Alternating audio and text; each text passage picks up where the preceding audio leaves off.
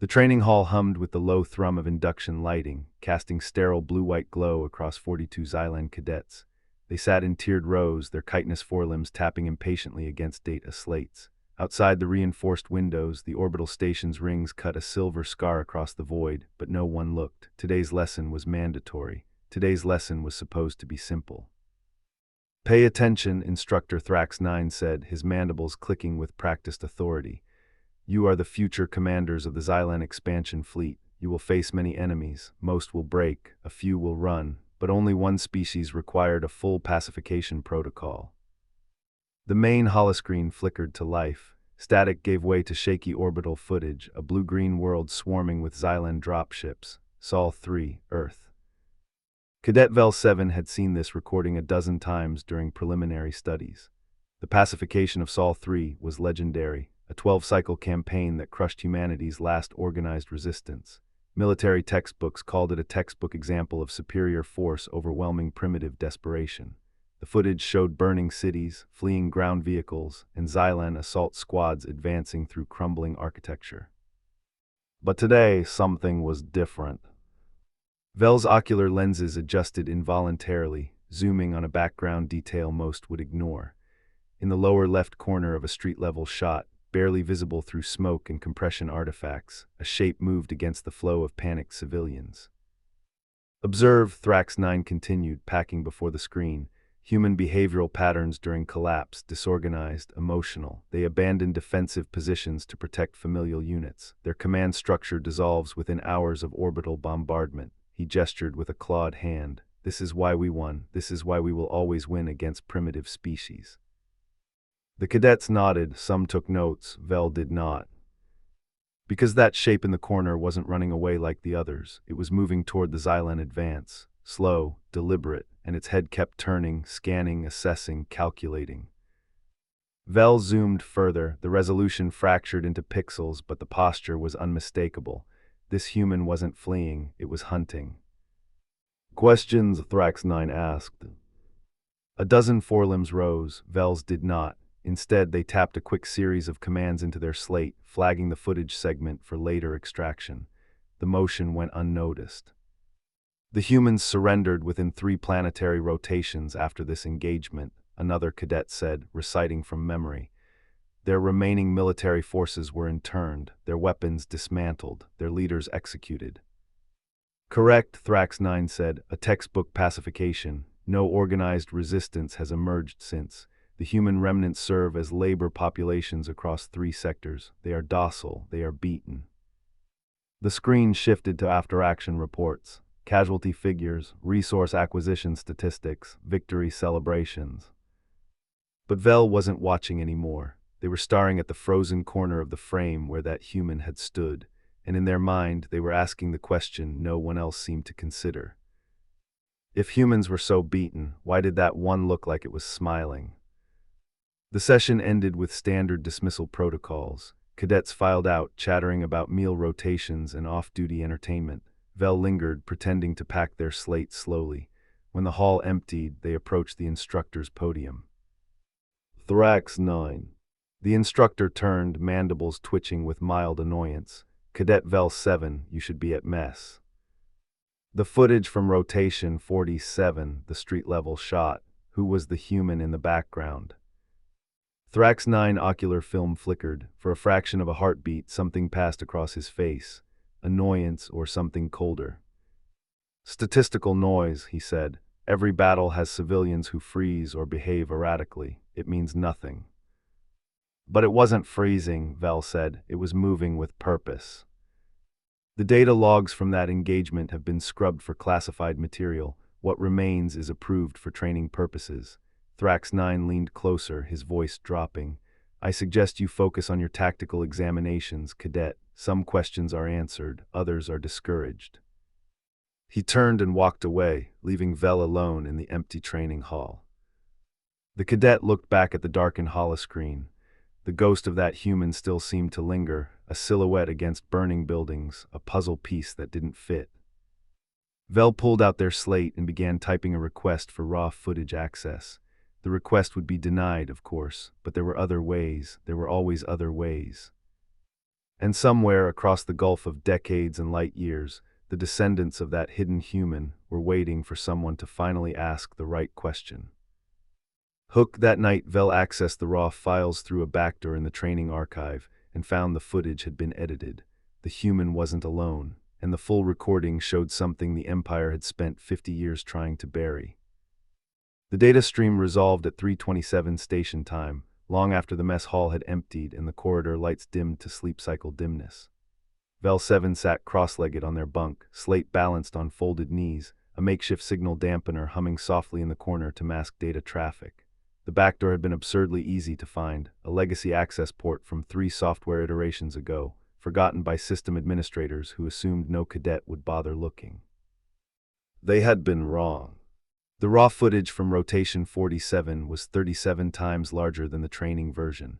No compression, no editorial cropping, no convenient fade-outs when the camera operator realized they were recording something they shouldn't.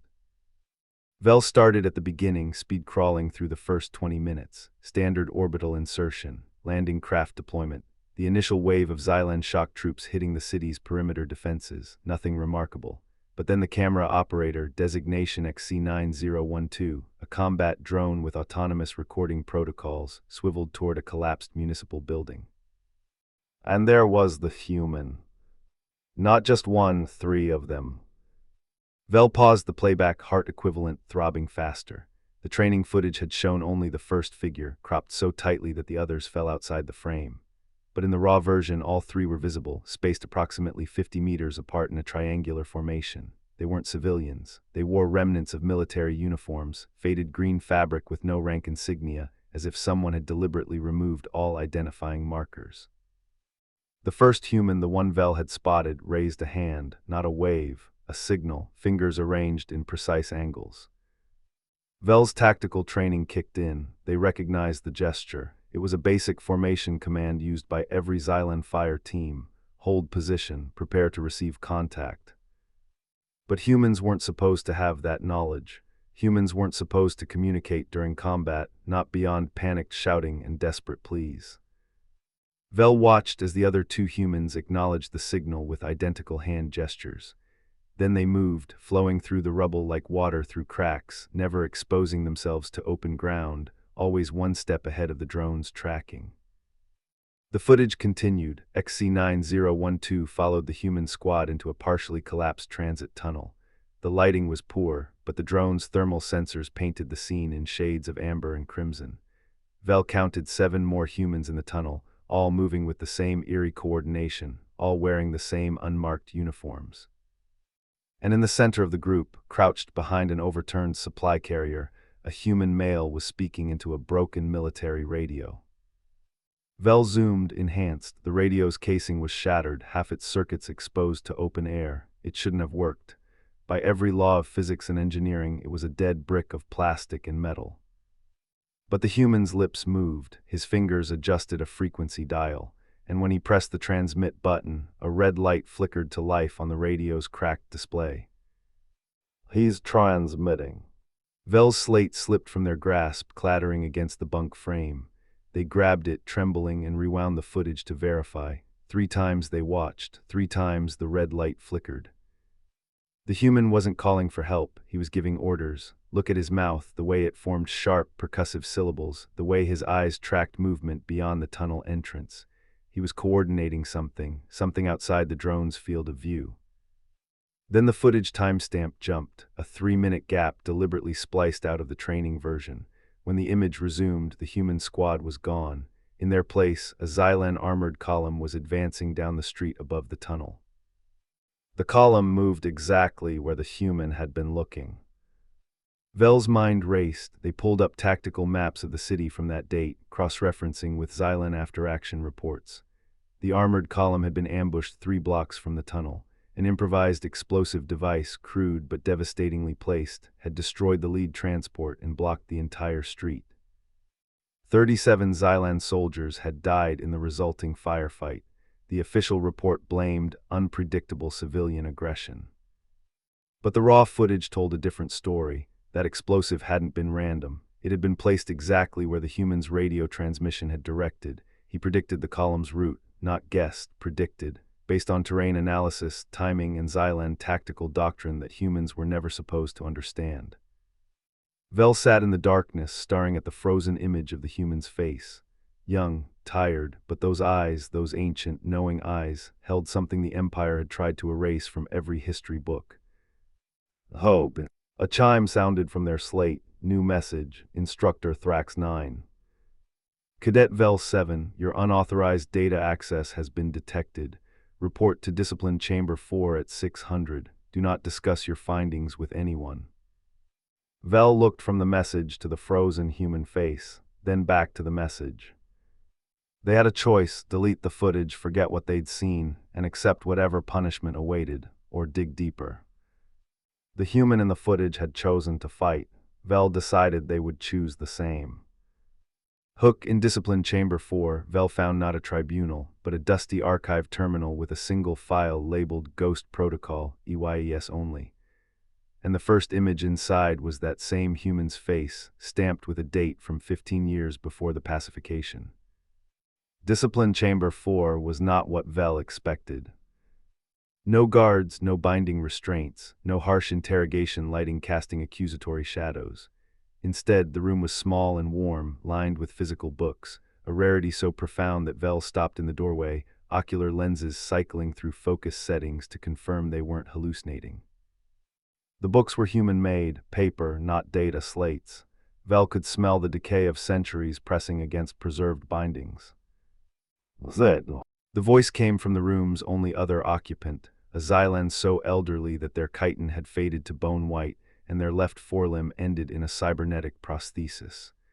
They wore no rank insignia, but their posture radiated a weight that had nothing to do with physical presence.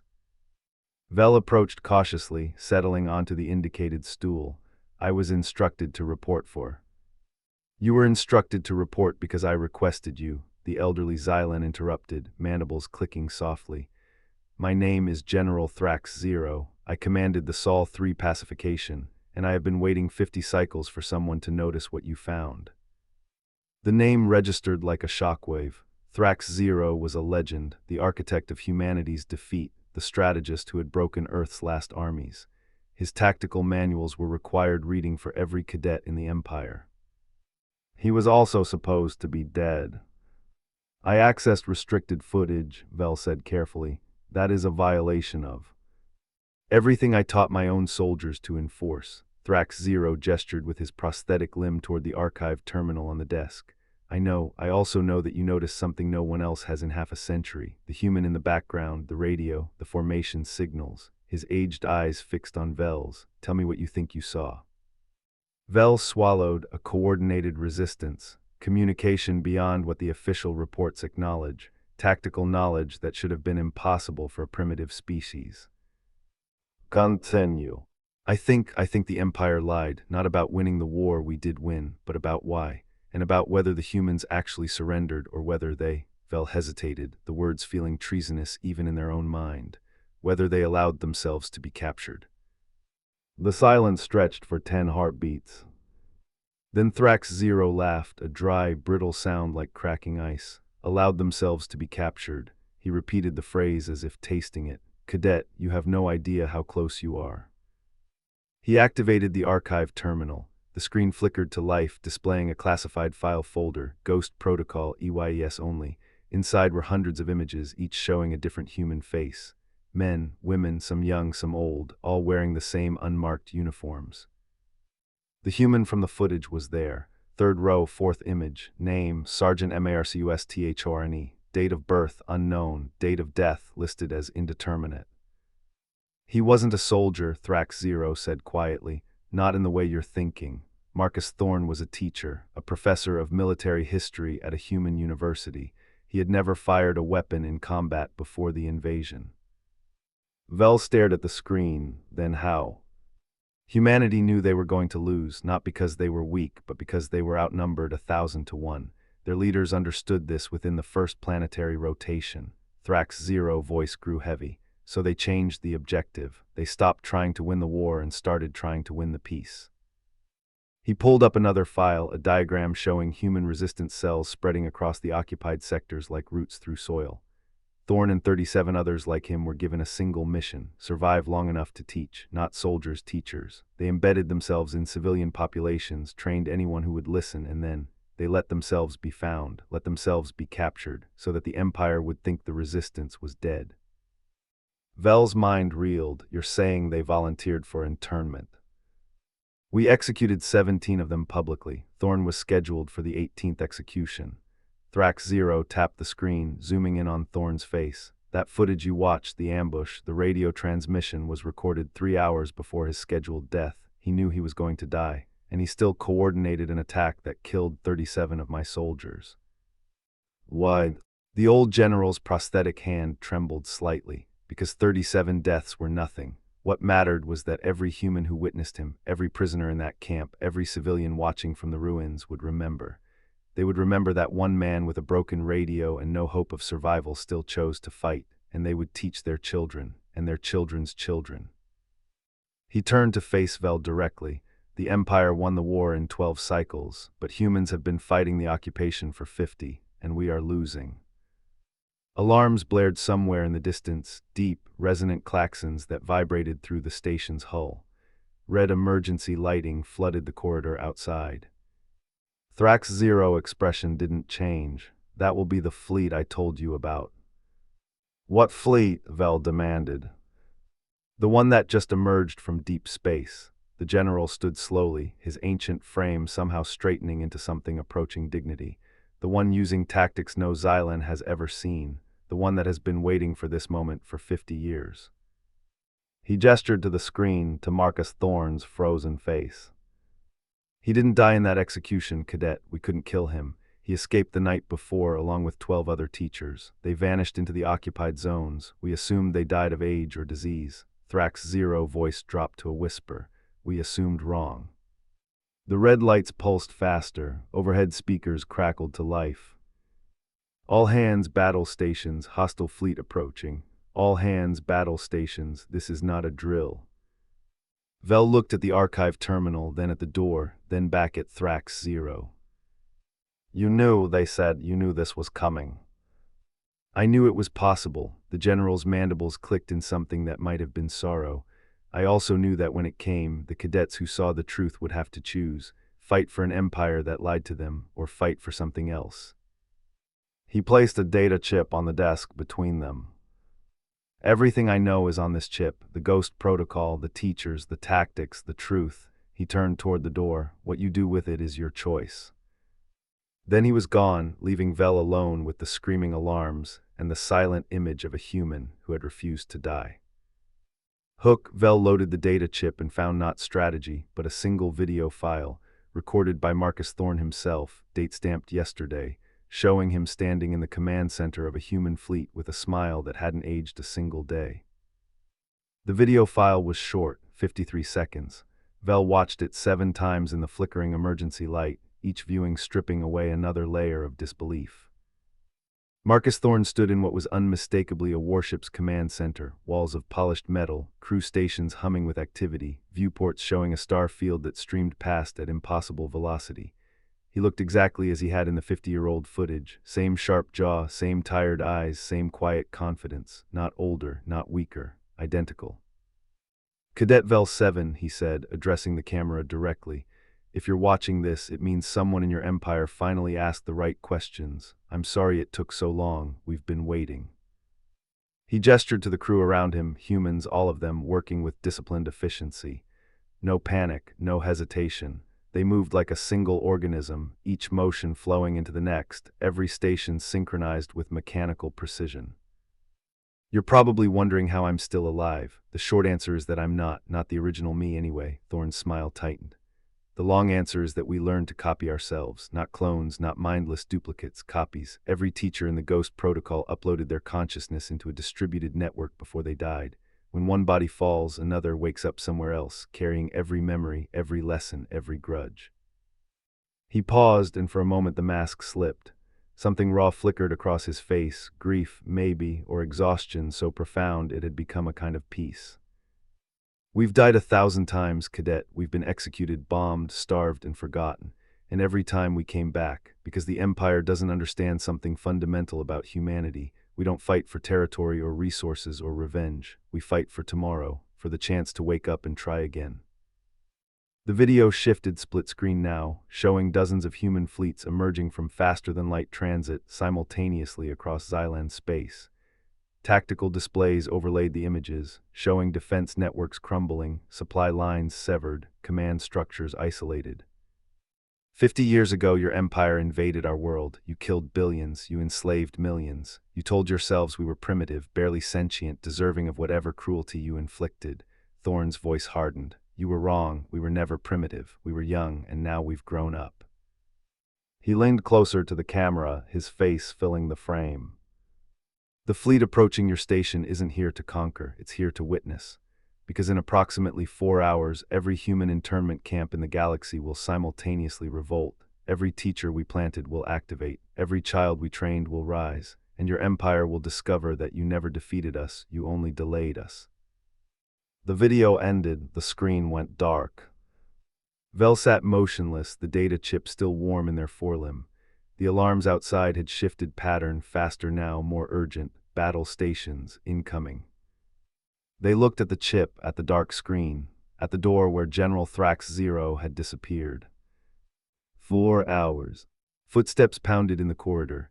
Cadets ran past, shouting orders, strapping on combat gear. Someone screamed for ammunition. Someone else was crying, low, terrified sobs that echoed off the metal walls. Vel stood, their body moved on autopilot, walking through the chaos toward the observation deck. No one stopped them. No one noticed. Every Xylan on the station was too focused on the threat outside to see the threat growing within. The observation deck was empty. Through the reinforced viewport, Vel saw them, the human fleet. Dozens of ships, none larger than a Xylan destroyer, arrayed in a formation that made no tactical sense. Scattered, vulnerable, easy pickings for the station's defensive batteries. But Vel had watched Marcus Thorne coordinate an ambush with a broken radio. They had seen humans turn rubble into weapons and panic into strategy. They knew, with bone-deep certainty, that the scattered formation was a trap. What are you hiding? Vel pulled up the station's tactical display on their slate, overlaying the human fleet positions. The pattern was wrong, too symmetrical, too precise. It wasn't a battle formation, it was a transmission array. They were broadcasting something. Vel enhanced the signal detection protocols, filtering through layers of military encryption.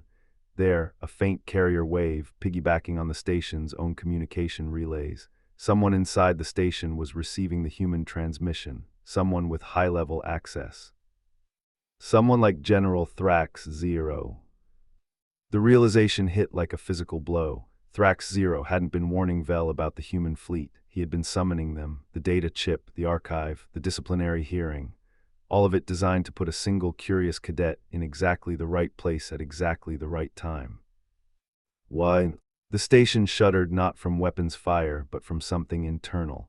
A deep, grinding vibration that traveled through the deck plates and up into Vel's bones. Emergency lights flickered. The artificial gravity wavered for 3 sickening seconds before stabilizing.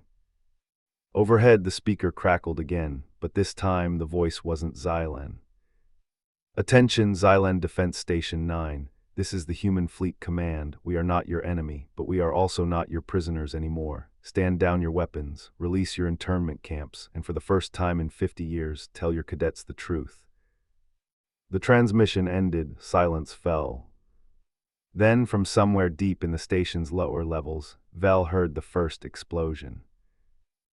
They ran toward the sound, not away, and in the smoke-filled corridor found Thrax Zero standing over a disabled guard, holding a plasma cutter, with the exact same smile Marcus Thorne had worn in the video. You're not surprised, Thrax Zero said, deactivating the plasma cutter with a click. Vel stood in the smoke, watching the guard's unconscious body twitch. I stopped being surprised approximately 30 minutes ago. Good, then you'll believe what I'm about to tell you. The old general tossed the cutter aside and gestured down the corridor. Walk with me, we don't have much time. They moved through the chaos together, an elderly Xylan and a cadet, passing panicked soldiers who didn't spare them a second glance. Thrax Zero walked with purpose, navigating side corridors and maintenance shafts as if he had built them himself, which Vel realized he probably had. The Ghost Protocol wasn't just a human operation, Thrax Zero said quietly as they descended a ladder into the station's lower levels. It couldn't be. The humans couldn't build fleets or copy consciousnesses without inside help. You collaborated with the enemy. I defected, he emphasized the word, mandibles clicking sharply, 43 cycles ago. After I watched Marcus Thorne's execution footage, the footage we faked, the footage I helped fake, I realized something. The Empire wasn't just lying to its citizens, it was lying to itself. We told ourselves humans were defeated because we couldn't face the alternative. And what alternative is that? Thrax Zero stopped before a blast door, placing his prosthetic hand against a biometric scanner. The door hissed open, revealing a command center that should not have existed, hidden deep in the station's core, filled with human-designed terminals and Xylan-operated workstations. 42 Xylans looked up from their screens. All wore civilian clothes. All wore the same expression, determination mixed with fear. The alternative, Thrax Zero said, leading Vel inside, is that we were wrong from the beginning. The invasion of Earth was justified with lies, manufactured threats that never existed, resources that could have been obtained through trade, territory we didn't need. I didn't know that when I commanded the pacification. I was young. I believed what my superiors told me. He stopped before a central holographic display showing the human fleet's advance. Their scattered formation had resolved into something terrifying, a net, not a battle line, designed to isolate Xylan defense stations from one another while leaving escape routes open. By the time I learned the truth, billions were dead. I couldn't undo that, but I could make sure it never happened again. He turned to face Vel. I have spent 43 cycles building this network. Xylans who believe the Empire must change. Humans who believe forgiveness is possible. We are the reason the Ghost Protocol survived. We are the reason those fleets exist. The station shook again, closer this time. Alarms screamed. Through the hidden command center's speakers, Vel heard the voice of a Xylan station commander, desperate and afraid. All units, the human fleet is launching boarding pods. Repeat, boarding pods inbound. Prepare for close quarters engagement. Thrax Zero mandibles spread in something approaching a smile, right on schedule. He pulled up another display, this one showing the station's internal security feeds. Vel watched as boarding pods breached the hull in a dozen locations simultaneously, but instead of armed soldiers, the pods disgorged civilians, old humans, young humans, humans in work uniforms and medical scrubs and tattered civilian clothes. Internment camp survivors. They're not here to fight, Thrax Zero said. They're here to go home. Vel stared at the displays. The former prisoners moved through the station not with weapons, but with data slates and portable transmitters. They weren't attacking Xylan soldiers. They were accessing terminals, overriding lockdowns, opening airlock seals that had been welded shut for decades. They're liberating the other camps, Vel breathed. Every Xylan station in the sector has internment facilities. If they open them all simultaneously, then the Empire loses its labor force, its hostages, and its illusion of control. Thrax Zero nodded. In 1 hour there will be no prisoners left to guard, no camps left to maintain, no slaves left to beat. But the Empire will retaliate. They'll send the fleet. They'll try, the old general's voice was soft, and they'll fail, because the humans aren't just liberating prisoners. They're liberating Xylans, every guard who ever doubted, every administrator who looked the other way, every soldier who felt sick after a massacre but was too afraid to speak. He touched the display, zooming in on a lower-level corridor, where a young Xylan guard was helping an elderly human walk toward an escape pod. 43 cycles of preparation, Cadet. 43 cycles of finding the cracks in the Empire and widening them. Today, those cracks become canyons. Vel's mind raced, piecing together the implications. The human fleet wasn't an invasion force, it was a rescue armada. The starfighters weren't weapons, they were transports. The scattered formation wasn't a trap, it was a dispersal pattern designed to cover as many stations as possible. Marcus Thorne hadn't come to destroy the Empire, he had come to empty its prisons.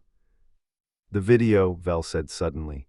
Thorne said he wasn't the original, that they copy themselves. How many of him are there? Thrax Zero's smile faded. Thousands spread across the occupied sectors, each one carrying the same memories, the same mission, the same stubborn refusal to die. He paused. I've met 17 of them personally. Each one remembered me, each one forgave me, and each one asked the same question. What question? Will you help us build something better? The station's main power flickered, emergency generators kicking in as something critical failed. Through the hidden command center's walls, Vel heard shouting, weapons fire, and then, unmistakably, cheering. Not Xylan cheering, human. There in the main hangar, Thrax Zero said, checking a display. Thousands of them, released from the lower-level camps, and they're not attacking, they're just standing there looking at the stars. Vel turned to the old general. What happens now? Now you have a choice, Thrax Zero gestured to the Xylan civilians working at the terminals around them. You can report us, sound the alarm, try to restore order and pretend none of this happened. The Empire will reward you, promote you, give you a comfortable life built on lies. He held up the plasma cutter, still warm from disabling the guard. Or you can help us, not because humans are right and Xylans are wrong, but because mercy is right, because no species deserves what we did to Earth, because you saw a human in the background of an old video and thought, that doesn't look like an enemy, that looks like someone who's afraid. The station shook again, the lights flickered. Somewhere above them, Marcus Thorne, or one of his 1,000 copies, was probably walking through the smoke, smiling that same tired smile, reaching out a hand to anyone willing to take it. Vel looked at the display showing the liberated humans, at the data chip still warm in their pocket, at the face of an enemy who had turned out to be a rescuer. I saw him in the footage, Vel said quietly. The human, he wasn't afraid, he was hopeful. Thrax Zero waited. I want to know why. Hook Vel took the plasma cutter, and as they followed Thrax Zero into the smoke, a new transmission echoed through the station, Marcus Thorne's voice calm and clear, saying 6 words that would change everything. Cadet Vel 7, welcome to the Resistance. The main hangar was unrecognizable. Where Vel had once watched perfectly ranked Xylan dropships gleaming under maintenance lights, there were now thousands of humans, weeping, laughing, embracing strangers. They wore the gray jumpsuits of internment camp labor, threadbare and stained, but their faces glowed with something no uniform could hide. Freedom. Vel stood at the hangar's edge, plasma cutter still in hand, watching as Xylan guards looked on in stunned silence. Some had dropped their weapons, others had joined the embrace. A young human woman was crying into the shoulder of a Xylan soldier who looked too young to have ever seen combat, and the soldier was crying too. This shouldn't be possible, Vel whispered. Thrax Zero stood beside them, his ancient frame somehow straighter than before. That's what the Empire counted on, that you would believe impossibility was the same as immorality, that you would confuse order with justice. A ripple passed through the crowd, a parting of bodies, a shifting of attention. Someone was coming, someone the humans recognized.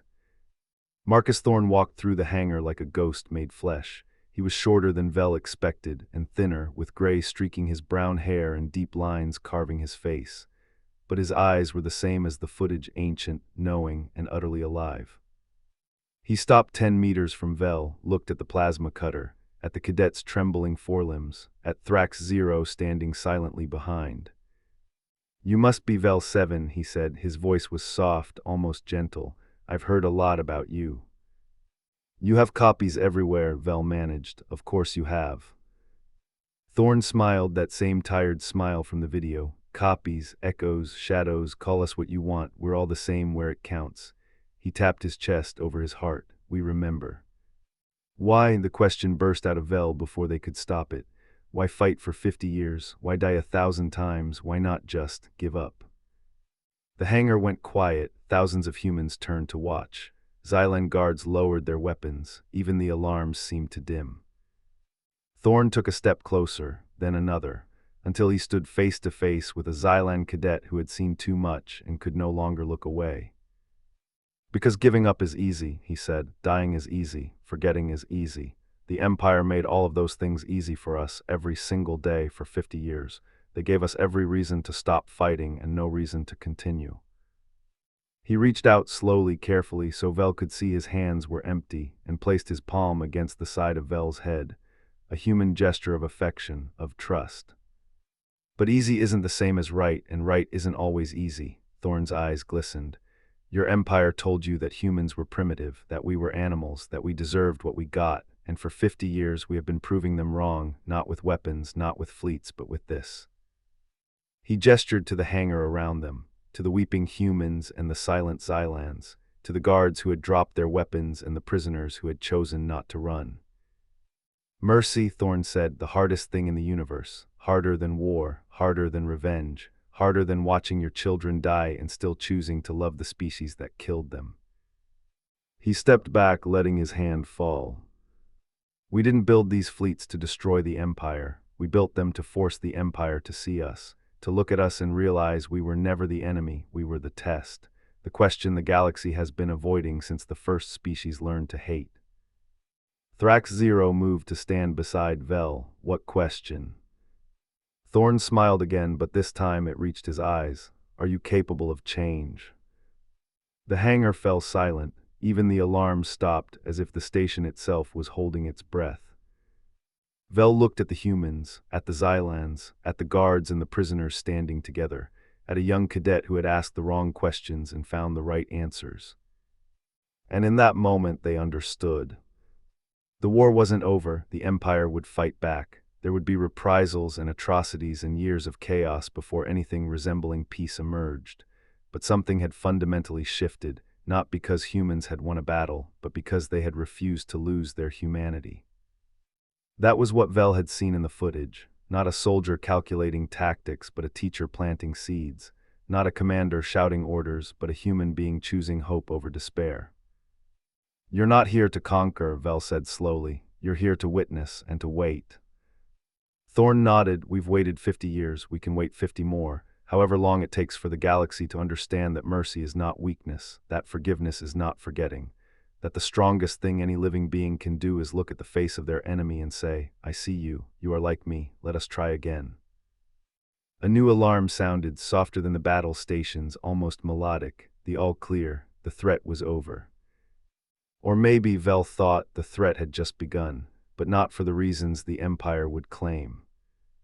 "General Thrax Zero," Vel said, turning to the old Xylan, "what happens to the cadets who saw the truth, who watched the footage and asked the wrong questions?" Thrax Zero mandibles clicked softly. "They become the future, or they are silenced. That choice has always been ours." Vel looked back at Marcus Thorn, at the thousands of freed humans, at the guards who had refused to fire. "I saw you in the footage," Vel said. "You were in the background, hidden, and I couldn't look away." Thorn's smile widened. "That's the thing about the truth, Cadet. You don't have to look for it, it finds you, and once you've seen it, you can never unsee." He held out his hand, human palm, Xylan claws. It didn't matter. What mattered was the offer. "Are you ready to see what comes next?" Vel took a breath, thought about everything they had learned in the past few hours, about the lies and the truths and the spaces between them, about a species that had every right to hate and had chosen mercy instead. And then they reached out and took Marcus Thorn's hand. "I'm ready," they said. "Show me how to be better." Outside the viewport, the human fleet began to form up, not for battle, but for departure. Their work here was done. The camps were empty. The prisoners were free. And somewhere in the darkness between stars, a Xylan empire was waking up to the realization that its greatest enemy had never been human. Its greatest enemy had always been its own reflection.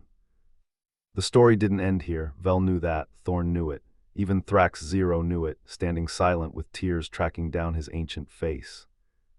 But endings weren't the point. The point was that, for the first time in 50 years, a Xylan cadet and a human teacher stood together on a station that had once held slaves, and they were smiling.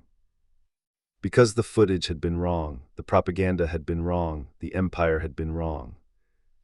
The hidden human in the background hadn't changed everything. He had reminded everyone what had been true all along. Hope is the only weapon that never breaks. The end.